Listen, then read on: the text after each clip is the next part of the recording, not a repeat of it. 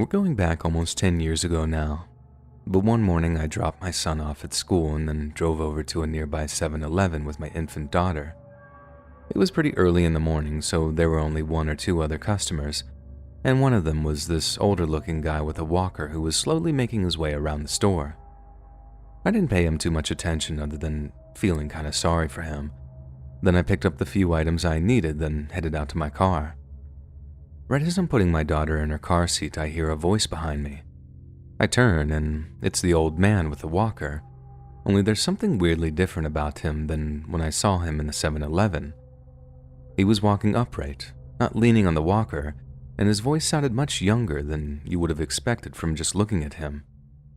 I remember all he said was, "Cute kid." Then as I turned around, I only got the slightest look at the guy and his brand new posture before he slammed the walker into the back of my legs. The force made my knees buckle, and I almost fell right on top of my young daughter. I'm not exactly the tallest woman in the world, so the height reduction from my knees buckling had me falling forward into my open car door, and I had really tried not to crush her as I fell. I honestly thought that he was trying to get me, which was bad enough, but when he grabbed me by the hair and started to drag me up and off of my daughter, I realized he was trying to get to her instead. I honestly didn't think that I could get any more terrified, but the realization that he was actually trying to take my infant daughter away from me was just too much to bear. I remember letting out the loudest, most ear-splitting scream I've ever let out in my life, begging him not to take my baby. He was so much stronger and faster than he looked, and I guess that was all part of his fiendish scheme to have everyone let their guards down around him. It honestly seems like divine intervention now that I look back at it. But someone was just pulling into the small parking lot just as he almost had a hand on my daughter, and seeing the struggle had them instinctively honking their horn over and over in a bid to break it up. I think they figured it was just an incident of spousal abuse or something because they were just honking and didn't get out of their car until I screamed over and over again, "He's trying to take my baby." The moment they heard that, they came bursting out of their driver's side door, but then the guy sprinted past the passenger side and out towards the main highway. The second he did, another car comes speeding up and stops by him, which I first thought might have been another person coming to tackle him or something, but instead, the guy climbs into the second car and it speeds off with a screech of its tires.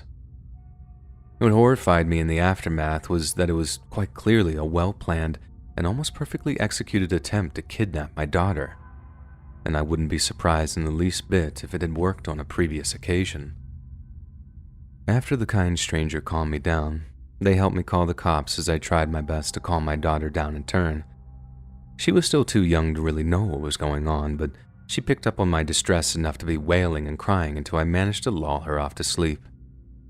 The cops who arrived at the 7-Eleven a short while after said that they'd never heard of such a thing happening there before, but they were able to check the street cameras outside the 7-Eleven to try and get a clear image of the getaway car's number plate. I stuck around long enough to find out that the car's plates came back as stolen, and the cop I spoke to said that there was a good chance that they just ditched the vehicle somewhere after wiping it down for prints. If they had already planned such a detailed operation out, there was a good chance they planned for that too. The only saving grace was that the officer assured me that my report was a step towards catching them. A small step, but a step nonetheless. The horrifying experience I went through that morning wasn't for nothing, as not only did the cops now have a description of the guy who tried to do the kidnapping, but their failure to kidnap my daughter meant that they'd probably hesitate before trying the same plan again. I took a lot of comfort in that idea, and if it wasn't for the cop taking the time to reassure me of that, I don't think I'd have dealt with the trauma of it as half as well as I did in the months that followed. But I did a lot of praying too.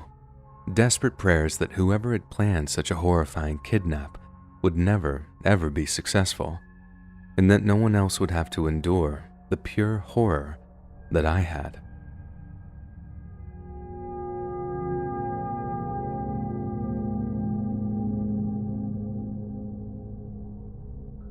I used to work at a 7-Eleven here in the United States, and the scariest thing that ever happened to me there was also the single most terrifying thing that's ever happened to me in my life. It happened on a particularly quiet night, and I was still kind of hungover from going out drinking the night before, so I wasn't even paying attention when the guy walked into the store. I heard the door sliding open, I heard his footsteps as he walked up to the counter, and then right when I was about to lift my head up to ask him what he wanted, he just slammed something down on the counter in front of me. I remember the first thing being the red splatter on my t-shirt. It was plain white, and the moment his hand impacted on the counter, all these little red specks appeared on my shirt. I already recoiled from the shock of having his hand slammed down in front of me, but when I saw what he just slammed down next to the register, I recoiled even further. It was a tongue, an actual tongue. Even though it was soaked in blood, I could recognize the deep ridge running down the middle of it. It sounds like such a cliche when I think about it now, but I now know what people mean when they say that they were frozen in fear. The whole thing was an assault on my senses, and I think it just short-circuited my fight-or-flight mechanism to the point where I just didn't know what to do. Then the look in the guy's eyes as he stared at me, so calm but intense, with eyes so wide and unblinking that it was like he didn't have eyelids at all. It was only when he spoke that I actually found the will to move, and all he said to me was, "Call 911. I bolted into the back office, locked the door behind me, and immediately called the cops. All the while I watched the guy on the cameras just standing there at the register. He didn't move at all. He just seemed to be looking down and staring at the mess he'd left on the counter. And given the gruesome nature of my emergency, there was a police patrol car and 2 cops pulling up outside in just a matter of minutes. The guy didn't put up any kind of fight when they moved to arrest him. He just held his wrists, allowed them to put the handcuffs on him, then let the cops take him away. Once he was safely out of the store, I walked out of the office, trying not to look at what was on the counter, then told the cops everything I knew. It obviously wasn't all that much, but as I was talking to them, I noticed a few more police surrounding a car in the parking lot that still had the door open. I called the store manager from the McDonald's across the street, telling them that the cops had to close the store because it was an active crime scene. They rushed down to see what was going on, even though it was their day off, and after telling them what had happened, I went home to decompress. From what I heard later, the guy had gotten into an argument with his wife while out driving somewhere. Then at some point, he'd snapped, pulled up into a parking lot, stabbed her to death, then cut her tongue out. Then, for some reason, he picked our 7-Eleven to walk into to slam the tongue he'd cut out of her mouth down onto the countertop. I was allowed to take a little bit of time off of work after the whole thing, as I just couldn't face going back there so soon. Even when I did go back, I was on edge the whole time for my first couple of shifts, and I just couldn't seem to shake the image of that bloody tongue just lying on the countertop right in front of me. The thing I just can't seem to shake is that it wasn't enough for the guy to actually stab and kill his own wife. He had to reach into her mouth afterwards and cut her tongue out. How completely insane with fury does a person have to be to do that? Like, what could possibly possess someone to do something so horrifying to their own spouse? The guy didn't look like a monster either. He didn't look evil or deranged. All that gave his mental state away was that crazy look in his eyes, the one that had me frozen in fear. It just haunts me that seemingly normal people are capable of things like that.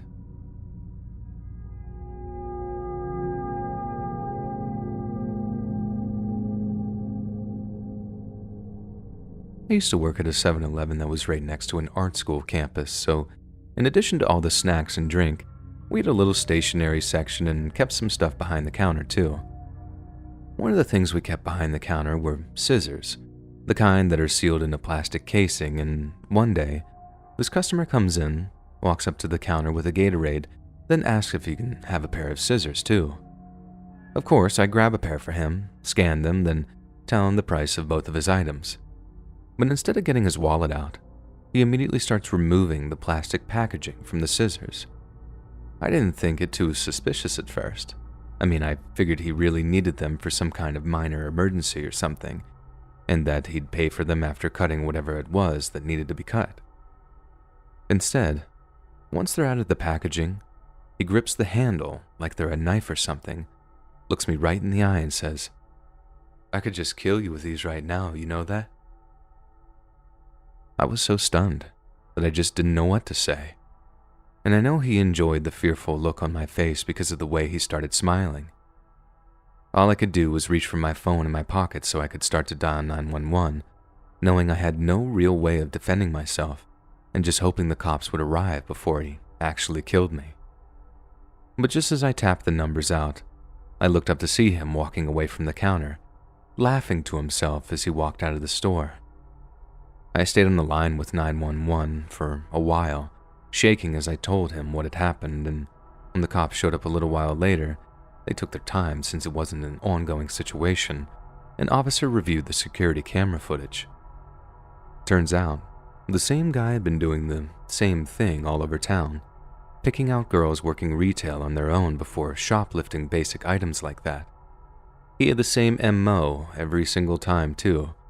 He'd always get away with it by telling the girl that he could kill them with whatever he was stealing, be it a knife or scissors or even just a pen on one occasion. He never actually hurt anyone, not yet, according to the officer, but the cops were extra focused on getting him in cuffs because they felt like it was only a matter of time before he actually crossed that line and did hurt someone. Even though he took his time to show up, the cop was still really helpful and reassuring, and he gave me his cell number to call him directly the next time he walked into the store. I mean, how much of a notorious kleptomaniac do you have to be to actually have a detective assigned to your case? And although I didn't hear about it afterward, I sincerely hope the guy never crossed that line and actually hurt a girl with any of the items he ended up stealing.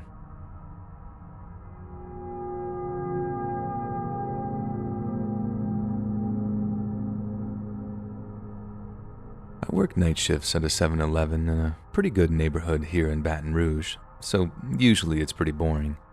And whenever a customer does actually come in, they're usually really nice and polite. I know I totally lucked out with that little aspect of it, as I've heard some real horror stories of people who work in retail. But then this one night, I had a customer visit the store that put the fear of God into me, literally too. I was just minding my own business, playing with my phone behind the register when this sweet-looking little old man came in. He was short, even shorter than me, so maybe 5'2" at the most, and he was dressed in neatly pressed khakis and a button-down shirt, almost like he could have just walked out of a church on a Sunday morning or something. When he brought his items up to the register, I made the usual small talk of asking him how his night was going, something I always did to help kill a few minutes of what were always long and boring shifts. He didn't answer my questions, though, and when I looked up at him, he had this intense, almost angry look on his face like I'd said something that had really offended him. I didn't ask anything other than, "So what has you out at such an ungodly hour?" And looking back, I think it was the mention of God that got him riled up, because the next thing I know, as I was handing him his change, he firmly grabbed my wrist, made direct eye contact with me and said, "Hell is a real place, and the devil has already got his hand on you, girl." I was so scared that I opened my hand up and the change just rattled onto the countertop as he stared into my eyes. Then, with this thunderous look on his face, he swiped his change off the counter and just walked out of the store. I've never been shaken up by a customer like that before. I don't know if it was how deceiving his appearance was, how late at night and vulnerable I was, or if it was the fact that everyone was always nice, even in a job where it's so common for people to be just total jerks. I think maybe it was a combination of all three. Just this perfect storm of surprise and fear that actually left me standing there, shaking in the quiet of the store. I've never had a customer like that since. But I find I always have my guard up now whenever I'm working late like that, because the one thing it taught me is that you definitely can't judge a book by its cover.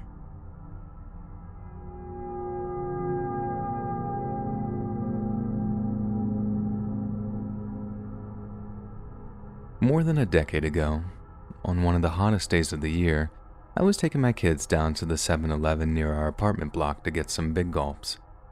Just as we were walking past a public park, right near a tree line, This completely normal, well-dressed looking couple came out of the trees and starts walking right towards us.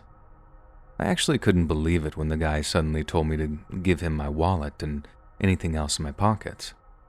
I mean, I thought it was a dumb joke of some kind. They looked so well-dressed that they could have been office workers or something.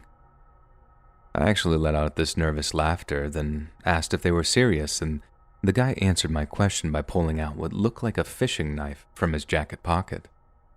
When he opened it and pointed it at me, I shoved my daughter behind me to protect her as best I could. But then, just as I was going to do the same for my son, the woman grabbed his other arm and began pulling him towards her. I honestly felt like my heart was about to explode with fear. There's no other way of describing it. And I suddenly just lost all sense of self-preservation as I leapt forward to attack this well-to-do looking woman who just grabbed my boy. The next thing I know, I felt what I can only describe as a cold punch under the ribs of my left side, and I looked down to see that the guy had buried his fishing knife in my stomach. What came next feels a little bit like divine intervention, as two joggers had spotted what was going on and came over to intervene. This scared off at least one of the unassuming muggers, but as I turned to check on my kids, I just sort of felt like my legs fall out from underneath me, and I hit the ground hard. I remember hearing someone screaming and thinking it was my daughter, but when I looked, the woman who grabbed my son was on the ground crying and wailing with blood pouring out of her mouth. I honestly don't remember hitting her, but she seemed pretty adamant that I did, and she was actually trying to make out like she was the victim of the whole situation, maybe to avoid getting arrested when the cops showed up. The police that patrolled the park showed up not long after that, and the cops actually started asking the woman what happened, like we were a couple or something. My kids had to tell them that she was the partner of the guy that stabbed me, and this definitely threw the joggers off too because they had definitely assumed that that was the case too. The whole time I just kept begging someone to call an ambulance because I was pretty sure that I was bleeding to death. I got taken to the hospital and, to my complete disbelief, I was questioned about the incident as if though I was a suspect. I had no idea what this was about until a while after, when it looked more and more likely that I was going to be charged with battery for the woman, since it turns out she actually had a decently well-off family and had gotten into some vicious cycle of addiction with some trust fund junkies she met in the city. Her family actually tried to sue me when the charges didn't stick, but it was thrown out and she was sentenced for attempted kidnapping not long after. As for me, I had a tube in my chest for 2 weeks after my surgery to remove the knife, but I thankfully made a full recovery.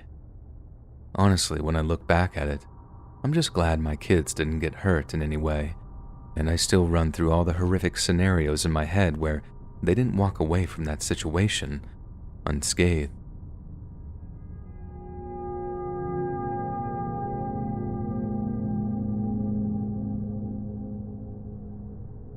One of the most chilling moments of my whole life was while working at 7-Eleven. Some guy walks in wearing a suit, staggers over to one of the fridges and grabs a ton of those Starbucks cold brews out of one of them before dumping them all on the counter in front of me.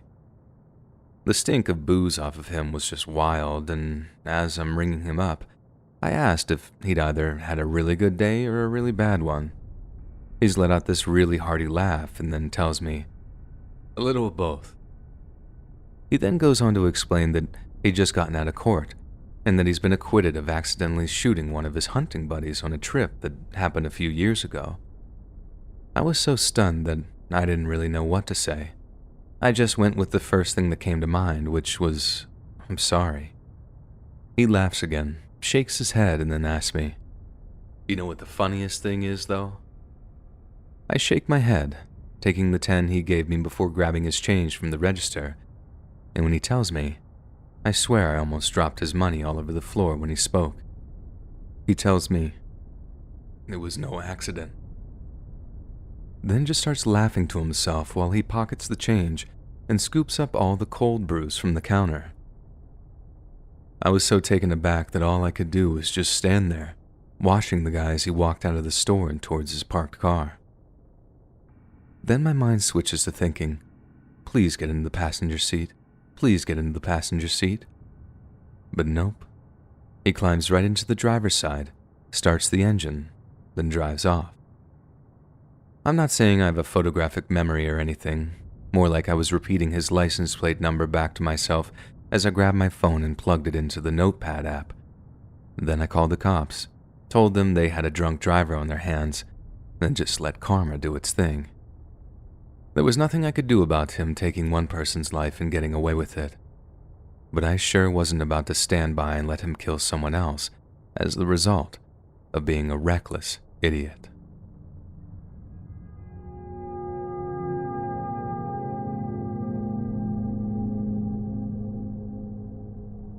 Last year I moved from a dense urban area to a really pretty underpopulated rural one. I got super into trail running.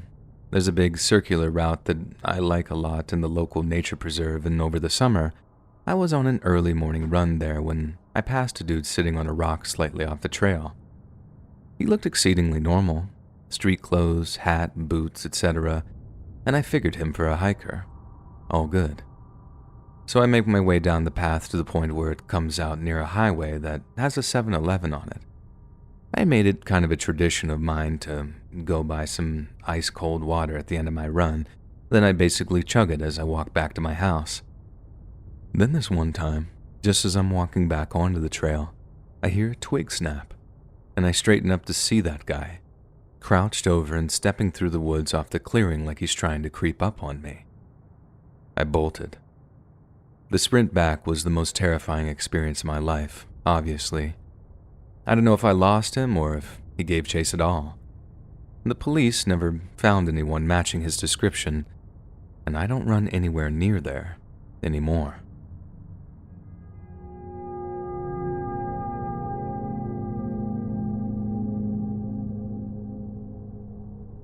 One of the worst days of my life came right out of nowhere.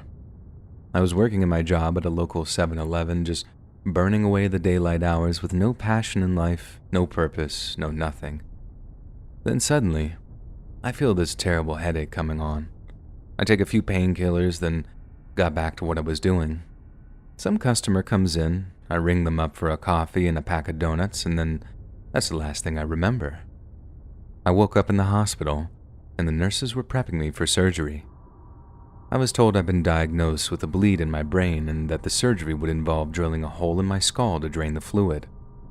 Then, just as they were about to put me under, the head of neurology got in touch with someone and called off the surgery completely. What actually happened is that I'd suffered an aneurysm, and according to my doctor, who told me this much later on, I would have probably been dead on the table just seconds after the surgery commenced. With a brain bleed, the solution is to drill holes in your skull, which relieves pressure and prevents your brain from swelling up and squeezing against your skull. If it does that, it can lead to some pretty serious brain damage, which is obviously very bad news. But in the case of an aneurysm, which is what is actually going on, that kind of surgery can prevent sufficient blood flow to your brain due to the sharp drop in blood pressure in your brain tissue. This then basically starves your brain of oxygen, leading to acute tissue death, which obviously just straight up kills you. That head of neurology legitimately saved my life that day, and the whole thing dramatically changed my outlook on life. A person can still feel perfectly healthy, perfectly normal, and then one little weak blood vessel in your brain and boom, it can all be over for them. Life is a terrifyingly fragile thing, one that can really just end at any moment. I quit my job at the 7-Eleven when I was recovering in the hospital, then asked my dad and mom if they could put me up in my old bedroom while I trained to be a comic book artist. They thought my choice of career was a little outlandish, and I don't blame them, but I think the shock of almost losing me to some random medical thing made them reevaluate a few things too. These days, I work as a full-time comic book artist, and although I don't make a ton of money, I feel like I'm actually living the life I want to, the one I was supposed to live, not one that's being dictated to me by my need for money or prestige or acceptance. I suppose I'm telling you all this because I hope everyone on Earth can live that way too. And it honestly breaks my heart that some people don't have a choice in the matter. Because the idea that someone's life could just end while they were working some terrible retail job, or doing just about anything they didn't want to do, I don't just find it heartbreaking, I find the concept utterly terrifying. Probably because I was just one surgery away from that exact same thing happening to me.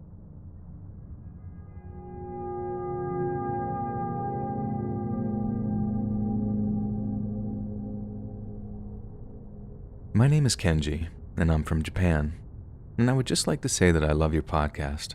I'm still mastering my English, so excuse any errors in my email to you. Now, I would like to also say that listening to your stories helps my English and improve more every single day. And speaking of stories, I have one of my own for you, and although I'm not sure what kind of video you would include this in, I can assure you that it was one of the most terrifying experiences in my life. Back in the year 2018, I was still a university student, and to support myself, I worked part-time at a 7-Eleven here in my home of Chiyodacho.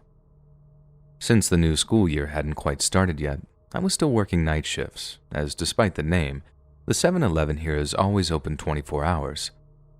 I tried to take advantage of the quiet nights by getting a head start on my studies, but that didn't stop the nights from being incredibly boring. So when I wasn't studying or serving the odd customer who came in, I was cleaning the store down. That's part of my nightly duties anyway, but then it becomes a real benefit during the nighttime shifts, and I can use up at least an hour each time I wipe down all the shelves, fridges, and displays. So one night, I'm cleaning the store when a customer comes in and starts browsing through some of the stock. I rush back behind the counter to serve him, but he told me that there was no rush, and he might be a while picking out some cold tea for his coworkers, as he too was working the nighttime shift as a security guard for a nearby apartment building. I thanked him for his thoughtfulness, then went back to what I was doing, which was cleaning down one of the refrigerator windows. I picked up my cloth and spray and began wiping down the fridge again when, suddenly, the entire store begins to gently vibrate. At first, it felt like that there was some kind of very large vehicle passing the store outside, like a tank or something. I know that might sound crazy, but that's what I thought at first. But then when it began to get more intense and everything on the shelves started to rattle and shake, one single word went through my head: Jishin, which means earthquake. The next thing I remember was turning with the intent of running back to the register to take cover under the counter, but as I turned, I saw the security guard running at me incredibly fast.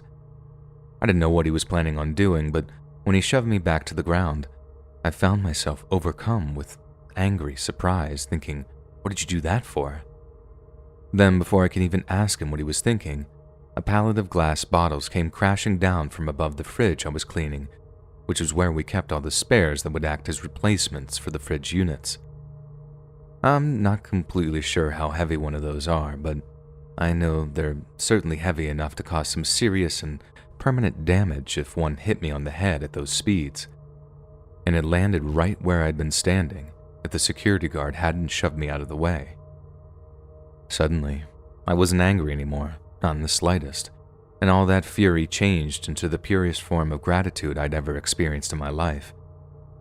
I knew I had to repay it, and we trained to take cover under the reinforced counter in case of an earthquake, since it will protect us from any falling debris. I shouted at the man to follow me to the counter, and we both rushed towards it as best we could, as all kinds of things fell from their shelves while the floor shook violently beneath our feet. We took cover there for the next few minutes, and although it felt like far longer, the store stopped shaking after maybe only 30 to 40 seconds. There's no doubt in my mind how that security guard saved my life, or at least saved me from some serious and irreparable brain injuries. It makes me wonder what would have happened if he hadn't have walked into that store that night. I'd have been all alone when the earthquake hit. There's a good chance that I'd be dead, having joined the list of 40-plus people who died that night when the earthquake struck, or at least not in a fit state to write this email to you. I wasn't a believer in fate or destiny before that night, but now, I'm not so sure.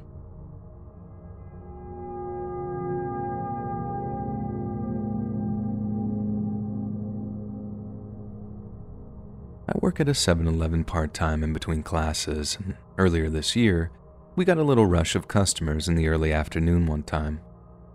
I served 2 guys for coffee and smokes, and at the back of the line, there's this kid, no older than maybe 11 or 12, just waiting there patiently with a backpack in his hand. I actually thought that he looked kind of cute, like a little gentleman out doing some grocery shopping for his mom or something. He gets to the front of the line and I ask him, "What can I help you with, sir?" in a kind of jokey, playful way. Without a hint of emotion on his face, he just reaches into his backpack, pulls out a gun, and says, "Give me all the money." When he pointed it at me, I wasn't sure if it was real or not, because where the hell would a 12-year-old kid get their hands on a loaded gun like that? It's not like the 7-Eleven I work at is in some high-crime area or whatever. It's actually located in a pretty nice place, and although I've heard one or two stories from coworkers about the trouble at the store, nothing had ever happened to me personally. There was one other guy in the store at the time, and I looked over at him to see him kind of smiling at the kid. Smiling and frowning, like he was amused but disapproved of the kid playing some dumb childish prank. I don't know guns, but I figured this guy did, so I tried calling this kid's bluff and asked him something like, "You shouldn't point toys like that, sweetie. The cops might think it's real." The kid responds by cocking the gun, and it has this real metallic sound that sends this kind of shock of fear running through me. I didn't know of any toy guns that made such a realistic sound, and as if to illustrate that he wasn't joking around, the kid pointed the gun in the air and actually fired a shot that went right over my head. After my ears got done ringing, and I came to, I heard "Give me all the money" in the same monotone, emotionless way, and I didn't hesitate in doing what he asked. I put as much cash as I could onto the countertop, then watched him fill his backpack with it before he just walked out of the store. I think the thing that scared me so much about it was that the kid just didn't seem to realize the gravity of the situation. He definitely seemed like he had something missing about him, like he didn't understand that he could have actually killed someone over whatever dumb thing he wanted to buy with that money, be it video games or candy or whatever it was. At least a grown-up armed robber understands that a gun is just a means of getting what he wanted, and it's not a good idea to fire it or whatever, just in case they accidentally shoot someone in the face. I get the feeling that even if I'd even tried to resist or tell the kid no, he'd have just shot me, because it's what he assumed he should do. It's almost surreal to me how the closest I've ever come to death is at the hands of a child, someone who should have been so innocent and carefree and full of love, but instead just felt nothing.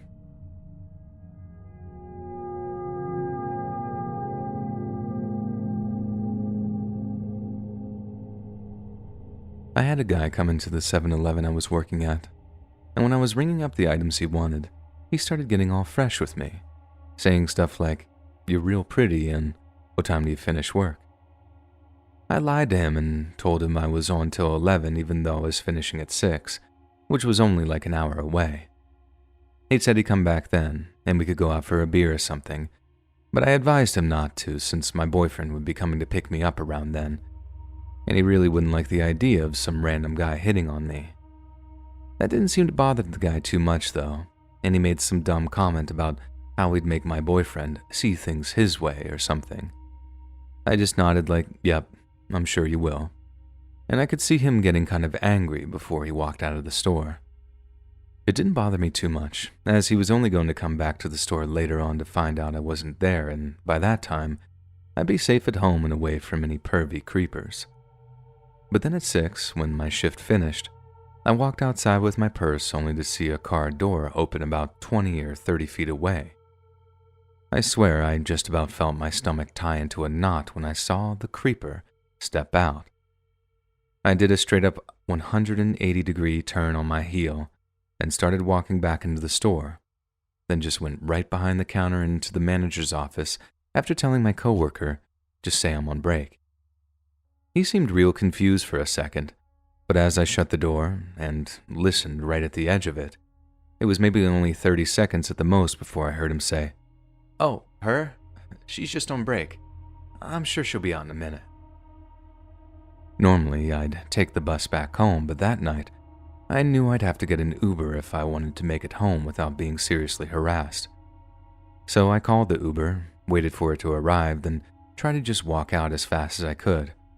I didn't see the guy in the store, and I asked my coworker real quick, "Are they waiting for me?" And the guy shook his head, still confused but kind of getting the gist of what was actually happening. They asked if I wanted them to call the cops, and I shook my head, just gunning for my Uber as I pushed open the glass door. I didn't see the guy anywhere, and I was so set on getting into the Uber that I didn't look left or right as I walked out of the 7-Eleven, so I had basically no warning that the guy was about to grab my arm and jerk me back. He looked really, really angry as he growled, "You lied to me," then called me a bunch of names as I tried pulling away from him. Luckily, my Uber driver saw absolutely everything, and he stepped out of the driver's seat to be all like, "Hey, let her go or I'll call the cops." He did let me go, and just smiled at the Uber driver as he told me, "This isn't over. I don't like being lied to." I wish that was all bluster too, like he was trying to act hard just to save a little face, but he wasn't. And for the next 3 months, he made my life a living hell. He kept showing up outside of the 7-Eleven, to the point where I had to blow a ton of my wages on Ubers to and from work. Then there was the time he actually tried to follow me home, and I had to actually tell the Uber driver what was happening so he could drive into the city just to shake the guy's tail. I tipped that guy massively. Even though he initially refused to accept the payment for the ride, he insisted on canceling until I burst into tears and begged him to take the money and my tip. I couldn't make it someone else's problem. I couldn't have that on my mind as well as all the other stuff.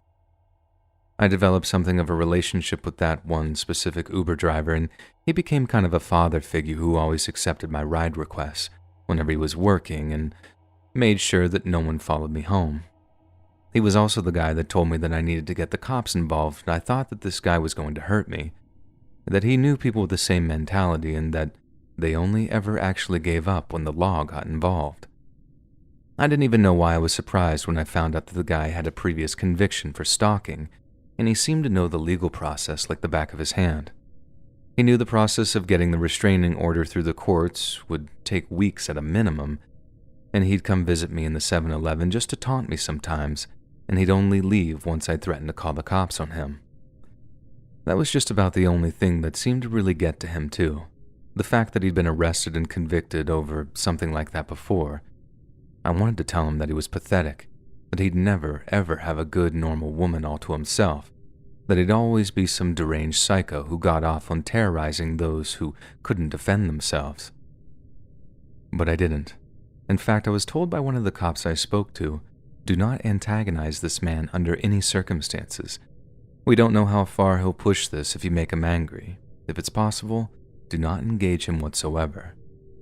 So like I said, that was my life for like a whole 3 months, until the day finally came when my mom got the call from our family's attorney saying a judge had finally approved the restraining order.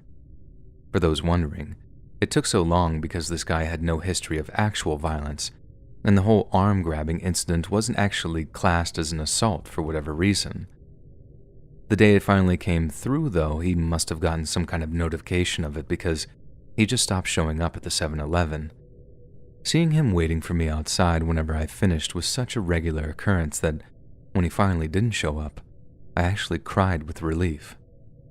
I told Carl, the Uber driver, that I thought I was finally free, and we had a miniature kind of celebration on that final drive back to my house. He still picks me up from time to time too, sometimes when I've been out drinking with my friends, and it's awesome to be reunited with him after such a sickening ordeal. I suppose half the reason I'm sharing this is to help other girls avoid going through the same thing I did. Don't hesitate to get the cops involved with something like a stalking issue. There are literally laws in place to help deal with things like that.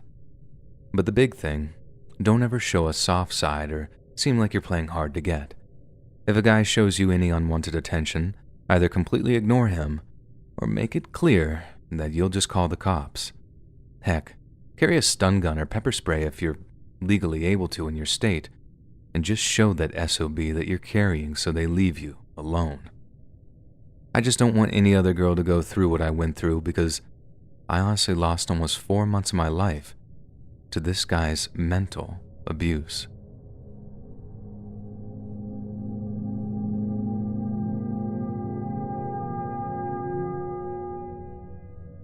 So, this might sound like a pretty dumb story at first, but it was legitimately one of the freakiest things to ever happen to me, and to this day, I've never been able to properly explain it. I used to be the assistant manager at a 7-Eleven here in Austin. Really early morning shifts too sometimes, and this one morning, I'm just walking around the store doing a little stock check while sipping a cup of coffee, one of those disposable ones with a lid and stuff. Suddenly, I think my fingers slipped on it or whatever because it went spilling out of my hand and onto the floor. I sort of jumped back so the hot coffee wouldn't spill onto my shoes. But then, when I looked down, I couldn't see any coffee cup, and there wasn't a drop of spilled coffee on the floor or anything. I didn't immediately think anything weird had happened. I just figured the cup had rolled under a shelf or something, so I got down on my knees to look for it and to see if there was any kind of spillage at all. Nothing. No coffee cup, no spilled coffee, nothing. I stayed down there for a few seconds looking around, thinking it might have rolled this way or that, but I couldn't see it anywhere. I checked all the shelves in the aisle I was standing in, thinking it might have been caught on one, but again, nothing. This was right before I was due to open the store, so it wasn't like I had all the time in the world to look for it. So after rolling up the shutters and unlocking the doors and all that stuff, I went back to looking for the coffee cup. At that stage, I still wasn't freaked out or anything, more like just really confused, and honestly, I just put it down to tiredness from having gotten up so early. After my second attempt looking for it, I still couldn't find it, and that's the point where it started to really bother me. It's actually kind of hard to describe, like an itch that I couldn't scratch or something. I needed to know where that freaking cup had gone for the sake of my own sanity. I had access to the security cameras, and since it was early enough for no one to be in the store, I figured that I'd just go back and watch the cameras to see where the coffee cup went when I dropped it. Lo and behold, it did hit the floor, and it did roll under one of the shelves, so I made a careful note of which one, then walked back to see if it was there. But as I was doing that, I had this weird panicky feeling, because I knew I'd already checked under that particular shelf and there was nothing under it. I checked again, but with this weird feeling of uselessness, knowing that there was nothing there, and again, there wasn't. That's when I started to get this sick feeling, not knowing if it was like my mind playing tricks on me, or if something else was going on, something that I couldn't possibly explain with any rational logic. It was at that point that I walked over to the coffee machine, grabbed another cup, then walked to the same shelf the first coffee cup had rolled under. Then, I kneeled down and threw the coffee cup under the shelf, just to see what would happen. In an instant, I could hear that it slid all the way under the shelf to the aisle on the other side, and I didn't need to look to know it was there. But in frustration, I kneeled down again and checked everywhere for any sign of that first coffee cup. And when I couldn't see anything, I came up in frustration and cursed out loud. Immediately, I'm greeted by the sight of my first customer of the day, looking at me like I was absolutely insane. It didn't help the fact that I felt like I was absolutely losing my mind. In fact, it made me feel even worse, and after I got him his pack of cigarettes and his lottery ticket, and he walked out of the store, I honestly felt like I was about to burst into tears. I never felt that kind of feeling before, and I never felt anything like it since. Like the whole memory of me dropping the coffee cup was just a complete fabrication, or that I'd never even had that coffee in my hand to begin with. But then the security cameras clearly captured me dropping it, and the footage was high definition enough to be able to see where it rolled, so that part was very real. But then the big question of the whole morning remained. Where did my first coffee cup go? I'd like to be able to say that I just let the whole thing go. I mean, it was basically inconsequential, but I ended up obsessing over the whole thing for months, going down internet rabbit holes regarding microscopic black holes, temporal faults, all kinds of physical anomalies that remained what was referred to as fringe science. I asked a ton of questions on the likes of Quora and Reddit regarding what could have happened to my coffee cup, and believe me when I say I had to dredge through a ton of nonsense just to get to anything that even attempted to explain it using logic and reason. It actually got to the point where it was seriously affecting my mental well-being in a really serious way too. I wish I could say I only lost sleep over it too, but in reality, I was losing sleep, I wasn't eating right, my relationships were beginning to be strained. that one little incident with a coffee cup almost ruined my entire life. I still don't know where it went, but I learned to just let it go, and although where it went might be explained by scientists someday, by actual physicists who know what they're talking about, I'm okay with not knowing until then.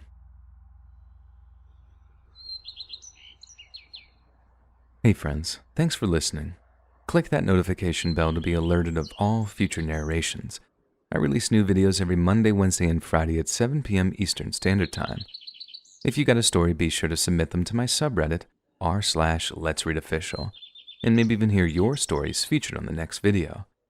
And if you want to support me even more, grab early access to all future narrations and bonus content over on Patreon, or click that big join button to hear about the extra perks offered for the channel. And check out the Let's Read podcast, where you can hear all of these stories in big compilations and save huge on data, located anywhere you listen to podcasts. Links in the description below. Thanks so much, friends. And remember, if you ain't hurtin', you ain't twerking.